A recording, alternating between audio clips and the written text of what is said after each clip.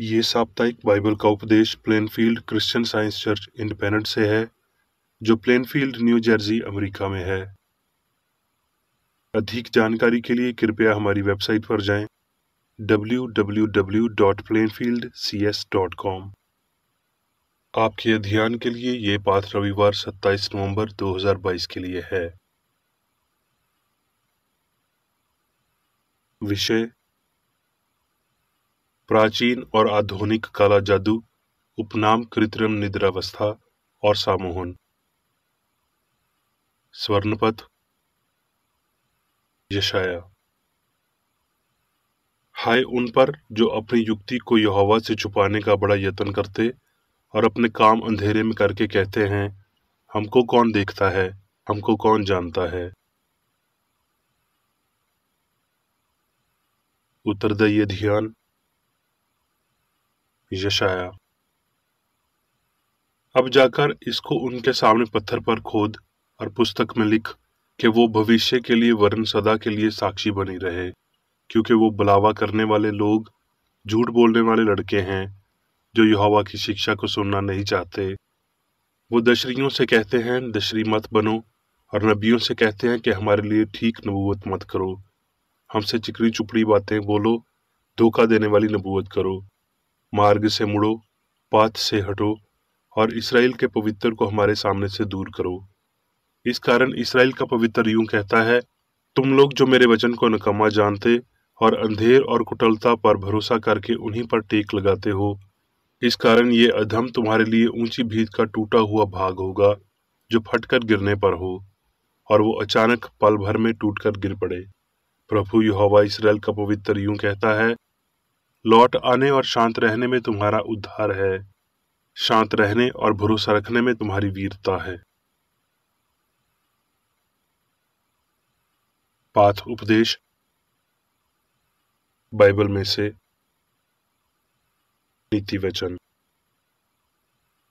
यहोवा के विरोध ना तो कुछ बुद्धि और ना कुछ समझ, ना कोई युक्ति चलती है। ग्रंथियों, क्योंकि लिखा है कि मैं ज्ञानवानों के ज्ञान को नाश करूंगा और समझदारों की समझ को तुच्छ कर दूंगा। नहमिया। हल्काया के पुत्र नहमिया का वचन। नहमिया। अरतक्षतर राजा के 20वें वर्ष के निसान नाम महीने में जब उसके सामने दाखमधु था, तब मैंने दाखमधु उठाकर राजा को दिया। इससे पहले मैं उसके सामने कभी उदास नहीं हुआ था। तब राजा ने मुझसे पूछा, तू तो रोगी नहीं है, फिर तेरा मुंह क्यों उतरा है? ये तो मन ही की उदासी होगी। तब मैं अत्यंत डर गया और राजा से कहा, राजा सदा जीवित रहे। जब वो नगर जिसमें मेरे पुरखों की कब्रें हैं उजाड़ पड़ा है और उसके फाटक जले पड़े हैं, तो मेरा मुंह क्यों न उतरे? राजा ने मुझसे पूछा, फिर तू क्या मांगता है? तब मैंने स्वर्ग के परमेश्वर से प्रार्थना करके राजा से कहा, यदि राजा को भय और तू अपने दास से प्रसन्न हो, तो मुझे यहूदा और मेरे पुरखों के कब्रों के नगर को भेज, ताकि मैं उसे बनाऊं। मेरे परमेश्वर की कृपा दृष्टि मुझ पर थी, इसलिए राजा ने ये विनती ग्रहण की। ये सुनकर कि एक मनुष्य इसराइलियों के कल्याण का उपाय करने को आया है, होरनी संबलत और तोबिया नाम कर्मचारी जो अमोनी था, उन दोनों को बहुत बुरा लगा। नहमिया। और हम लोगों ने शहर पनाह को बनाया और सारी शहर पनाह आधी ऊंचाई तक जुड़ गई, क्योंकि लोगों का मन उस काम में नित लगा रहा।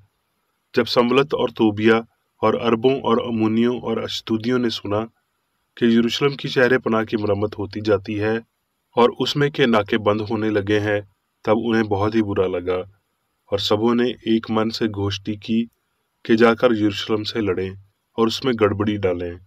परंतु हम लोगों ने अपने परमेश्वर से प्रार्थना की और उनके डर के मारे उनके विरोध दिन रात के पहरुए ठहरा दिए। शहर पनाह के बनाने वाले और बोझ के ढोने वाले भार उठाते थे, अर्थात एक हाथ से काम करते थे और दूसरे हाथ से हथियार पकड़े रहते थे। नहमिया। जब संबलत और तोबिया और अरबी गेशम और हमारे और शत्रुओं को ये समाचार मिला कि मैं शहर पनाह को बनवा चुका और यद्यपि उस समय तक भी मैं फाटकों में पाले न लगा चुका था, तो भी शहर पनाह में कोई और दरार न रह गया था। तब संबलत और गेशम ने मेरे पास यूं कहला भेजा कि आ, हम ऊनों के मैदान के किसी गांव में एक दूसरे से भेंट करें, परंतु वो मेरी हानि करने की इच्छा करते थे।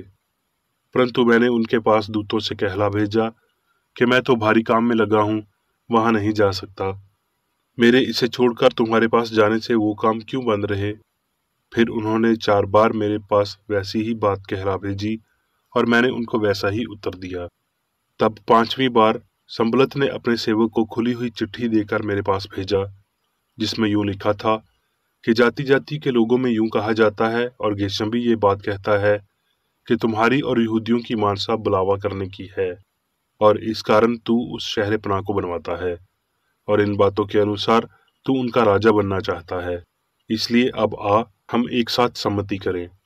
तब मैंने उसके पास कहला भेजा कि जैसा तू कहता है वैसा तो कुछ भी नहीं हुआ, तू ये बातें अपने मन से गढ़ता है। और मैं शमाया के घर में गया, जो दलाया का पुत्र और महातेबल का पोता था। वो तो बंद घर में था। उसने कहा, आ, हम परमेश्वर के भवन अर्थात मंदिर के भीतर आपस में भेंट करें और मंदिर के द्वार बंद कर दें, क्योंकि वो लोग तुझे घात करने आएंगे। रात ही को वो तुझे घात करने आएंगे। परंतु मैंने कहा, क्या मुझ जैसा मनुष्य भागे? और मुझ जैसा कौन है जो अपना प्राण बचाने को मंदिर में घुसे? मैं नहीं जाने का। फिर मैंने जान लिया कि वो परमेश्वर का भेजा नहीं है, परंतु उसने हर बात ईश्वर का वचन कहकर मेरी हानि के लिए कही, क्योंकि तोबिया और संबलत ने उसे रुपया दे रखा था। अलोल महीने के 25वें दिन को अर्थात 52 दिन के भीतर शहर पनाह बन चुकी। जब हमारे सब शत्रुओं ने ये सुना, तब हमारे चारों ओर रहने वाले सब अनय जाति डर गए और बहुत लाजित हुए, क्योंकि उन्होंने जान लिया कि ये काम हमारे परमेश्वर की ओर से हुआ। यूहन्ना। हे प्रियो, हर एक आत्मा की प्रतीति न करो, वरन आत्माओं को परखो कि वो परमेश्वर की ओर से हैं कि नहीं, क्योंकि बहुत से झूठे भविष्य अद्विकता जगत में निकल खड़े हुए हैं। लूका। धन्य है वो दास जिन्हें स्वामी आकर जागते पाएं। मैं तुमसे सच कहता हूं कि वो कमर बांधकर उन्हें भोजन करने को बिठाएगा और पास आकर उनकी सेवा करेगा। यदि वो रात के दूसरे पहर या तीसरे पहर में आकर उन्हें जागते पाए, तो वो दास धन्य है। परंतु तुम ये जान रखो कि यदि घर का स्वामी जानता है कि चोर किस घड़ी आएगा, तो जागता रहता और अपने घर में सेंध लगाने न देता। तुम भी तैयार रहो, क्योंकि जिस घड़ी तुम सोचते भी नहीं, उस घड़ी मनुष्य का पुत्र आ जाएगा। इफिसियों। निदान प्रभु में और उसकी शक्ति के प्रभाव में बलवंत बनो। परमेश्वर के सारे हथियार बांध लो कि तुम शैतान की युक्तियों के सामने खड़े रह सको, क्योंकि हमारा ये मुलीद लहू और मांस से नहीं, परंतु प्रधानों से और अधिकारियों से और इस संसार के अंधकार के हाकिमों से और उस दुष्टता की आत्मिक सेनाओं से है जो आकाश में है। इसलिए परमेश्वर के सारे हथियार बांध लो कि तुम बुरे दिन में सामना कर सको और सब कुछ पूरा करके स्थिर रह सको। अब मैं मेरी बेकरेडी द्वारा क्रिश्चियन साइंस की किताब विज्ञान और स्वस्थ शास्त्रों की कुंजी के साथ के सहा संबंधी अंश पढ़ूंगा।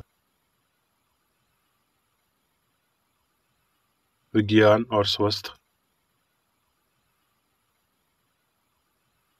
मसीही विज्ञान को अपने लिए एक नियम बनाओ कि मानसिक दुराचार ना तो सोते समय और ना ही जागते समय आपको नुकसान पहुंचा सकता है। कृत्रिम निर्दावस्था या पशु चंबकत्व को पहली बार जर्मनी में एक मैस्मर द्वारा 1775 में लाया गया था। अमेरिकी इंसाइक्लोपीडिया के अनुसार उन्होंने तथाकथित बाल पर विचार किया, जो उन्होंने कहा कि बीमारी को कम करने के साधन के रूप में एक से अधिक जीवित जीवों द्वारा किया जा सकता है। उनके प्रस्ताव इस प्रकार थे। आकाशीय पिंडों, पृथ्वी और एनिमेटेड चीजों के बेचायक पारस्परिक प्रभाव मौजूद हैं। जानवरों के शरीर इस एजेंट के प्रभाव के लिए अति संवेदनशील होते हैं, जो नसों के पदार्थ के माध्यम से फैलते हैं।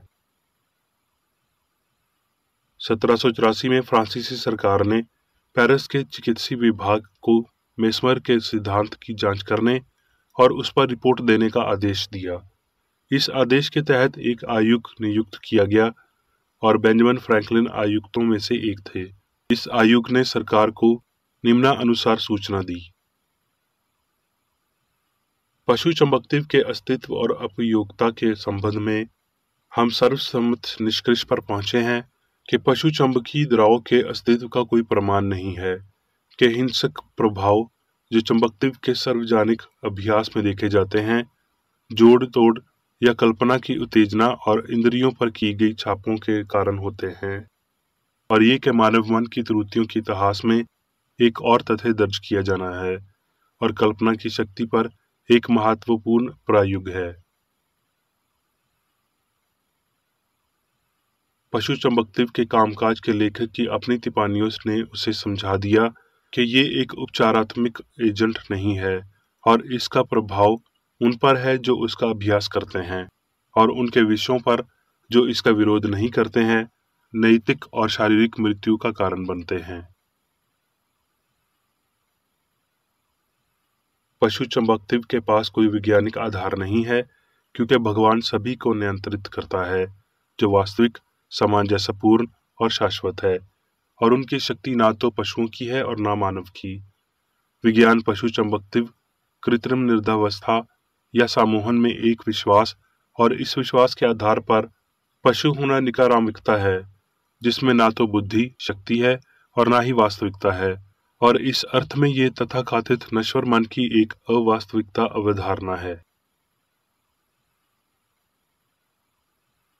जैसा कि क्रिश्चियन साइंस में नाम दिया गया है, पशु चंबकत्व या सम्मोहन त्रुटि या नश्वर मन के लिए विशेषित शब्द है। ये गलत धारणा है कि मन पदार्थ में है और ये बुराई और भलाई दोनों है। ये बुराई उतनी ही वास्तविक और अधिक शक्तिशाली है जितनी अच्छाई है। इस विश्वास में सत्य का एक भी गुण नहीं है। ये या तो अज्ञानी है या दुर्भावनापूर्ण है। सम्मोहन का दुर्भावनापूर्ण रूप नैतिक मूर्खता में बदल जाता है। अमर मन के सत्य मनुष्य को बनाए रखते हैं और वो नश्वर मन की दंता कथाओं का सत्यानाश कर देते हैं, जिनके चमकीले और भड़कीले दावे मूर्ख पतंगे की तरह अपने स्वयं के पंख जलाते हैं और धूल में गिर जाते हैं। प्रतीक मसीही वैज्ञानिक मन के औपचारिक विज्ञान के प्रतीक कर्तव्यान्शिक शिक्षक जानते हैं कि मानव इच्छा मसीही विज्ञान नहीं है और उसे मानव इच्छा के प्रभाव से खुद को बचाव करने के लिए इसे पहचानना चाहिए। बुराई का विरोध करके आप उस पर विजय प्राप्त करते हैं और उसकी शून्यता को सिद्ध करते हैं। मानवीय घिसी पिटी बातें नहीं, बल्कि दिव्य आशीर्वाद, आध्यात्मिक प्रकाश और शक्ति को दर्शाती है, जो बीमारों को ठीक करते हैं। इच्छा शक्ति का प्रयोग एक कृत्रिम निर्धावस्था की स्थिति लाता है, जो स्वस्थ और विचार की अखंडता के लिए हानिकारक है। इसलिए इस पर नजर रखी जानी चाहिए और इसके खिलाफ पहरा देना चाहिए। अधम को ढांकने से समृद्धि और किसी भी कारण की अंतम विजय को रोका जा सकेगा। त्रुटि को मिटाने की अज्ञानता अक्सर आपको इसके दुरुपयोग के अधीन करती है। मनुष्य के स्व सरकार के व्यक्तिगत अधिकार पर अतिक्रमण करने से सर्वज्ञीय कानून टूट जाता है। हमारे पास मसीही विज्ञान में कोई अधिकार नहीं है और दूसरों के विचारों को प्रभावित करने का प्रयास करने का कोई अधिकार नहीं है, सिवाय इसके कि उन्हें लाभ हो। मानसिक अभ्यास में आपको ये नहीं भूलना चाहिए कि गलत मानवीय राय, परस्पर विरोधी स्वार्थी इरादे और इच्छा करने के अज्ञानी प्रयास आपको अपने साथी पुरुषों की जरूरतों को जानने या सही ढंग से पहचानने में असमर्थ बना सकते हैं। इसलिए नियम यह है कि सहायता के लिए बुलाए जाने पर बीमारों को ठीक करने और मानसिक हत्यारों के पीड़ितों को बचाएं। अज्ञान, सूक्ष्मता या मथिया दान हमेशा के लिए त्रुटि को नहीं छुपाता। बुराई समय आने पर खुद को प्रकट करेगी और सजा देगी। जब मानसिक रूप से सत्य द्वारा पोषित किया जाता है तो व्यवस्था की पुनरुद्धारात्मक क्रिया स्वाभाविक रूप से चलती रहती है। पशु चंबकत्व के हल्के रूप गायब हो रहे हैं और इसकी आक्रामक विशेषताएं सामने आ रही हैं। अपराध के कारघे नश्वर विचार के अंधेरे आकाश में चिपके हुए हैं। हर समय जाले बुनाई अधिक जितल और सूक्ष्म है। इसलिए रहस्य पशु चंबकत्व की वर्तमान विधियान है कि वो अमर को अकार्मणीयता में बदल देते हैं और उस विषय पर बहुत उदासीनता उत्पन्न करते हैं जो आपराधिक इच्छा करते हैं। निम्नलिखित बोस्टन हेरल्ड से एक अंश ये है। मेस्मरिज्म एक ऐसी समस्या है जो खुद को एक आसान व्याख्या और विकास के लिए उधार नहीं दे रही है। इसका अर्थ निरंकुश निरंतर की कौद है और व्यक्ति या समझ के लिए अन्यथा नियोजित होने की तुलना में इसके स्वामी द्वारा दुर्व्यवहार किए जाने की अधिक संभावना है। मानव जाति को सीखना चाहिए कि बुराई शक्ति नहीं है, इसकी तथाकथित निरंकुशता है, लेकिन ये कुछ भी नहीं है। क्रिश्चियन साइंस बुराई के साम्राज्य को नष्ट करती है और पूर्व में, परिवारों में और इसी तरह सामुदाय में स्नेह और सदाचार को बढ़ावा देती है। आज के भविष्य अद्विकता मानसिक क्षेत्र में इन समूह के संकेतों को देखते हैं। मसीही धर्म का पूर्ण प्रकट होना जो बीमारों को ठीक करता है और त्रुटि को नष्ट करता है, और कोई अन्य संकेत नहीं दिया जाएगा। मन के बिना शरीर को बचाया नहीं जा सकता। मानवीय विश्वासों के कमजोर पड़ाव के अलावा पांथों के ढीलेपन के ऊपर क्रिश्चियन औपचारिक मन का प्रदर्शन एक प्रकट और व्यावहारिक विज्ञान है। ये मसीह के सत्य, जीवन और प्रेम के रहस्य उद्घाटन के रूप में हर समय के लिए अत्यावश्यक है, जो हर आदमी को समझे और अभ्यास करने के लिए आक्रामक रहता है। सच्चाई आध्यात्मिकता की शांत, मजबूत धाराएं जिनमें से अभिव्यक्तियां स्वस्थ, पवित्रता और आत्म विनाश हैं। मानव अनुभव को गहरा करना चाहिए जब तक कि भौतिक अस्तित्व की मान्यताओं को एक गंजेपन के रूप में नहीं देखा जाता और पाप, बीमारी और मृत्यु ईश्वरीय आत्मा के वैज्ञानिक प्रदर्शन और परमेश्वर के आध्यात्मिक सिद्ध इंसान को हमेशा के लिए जगा देते हैं। अब मैं मेरी बेकर रेडी द्वारा चर्च मैनुअल में दिए गए 3 दैनिक कर्तव्यों को पढ़ूंगा। दैनिक प्रार्थना। प्रत्येक दिन प्रार्थना करने के लिए इस चर्च के प्रत्येक सदस्य का यह कर्तव्य होगा, तुम्हारा राज्य आए, ईश्वरीय सत्य, जीवन और प्रेम के शासन को मुझ में स्थापित कर और मुझ पर शासन कर, और तेरा वचन सभी मनुष्यों के स्नेह को समृद्ध कर सकता है और उन पर शासन कर। आदेशों और कर्तव्यों के लिए एक नियम। ना तो दुश्मनी और ना व्यक्तिगत लगाव मदर चर्च के सदस्यों के आदेशों और कर्तव्यों पर लागू करना चाहिए। विज्ञान में दिव्य प्रेम ही मनुष्य को नियंत्रित करता है और एक क्रिश्चियन विज्ञानी प्यार की मीठी सुविधाओं को दर्शाता है। प्यार में डांटने पर, सच्चा भाईचारा, परोपकार और क्षमा में। इस चर्च के सदस्यों को प्रतिदिन ध्यान रखना चाहिए और सभी बुराई दूर करने, भविष्यवाणी, न्याय करने, निंदा करने, परामर्श देने, प्रभावित करने या गलत तरीके से प्रभावित होने से बचने के लिए प्रार्थना करनी चाहिए। कर्तव्य के प्रति सतर्कता। इस चर्च के प्रत्येक सदस्य का यह कर्तव्य होगा कि वो प्रतिदिन आक्रामक मानसिक सुझाव से बचाव करे और भूलकर भी ईश्वर, नेता और मानव जाति के प्रति अपनी कर्तव्य की उपेक्षा नहीं करनी चाहिए। उनके कामों से उन्हें आंका जाएगा और वो उचित या निंदनीय होगा।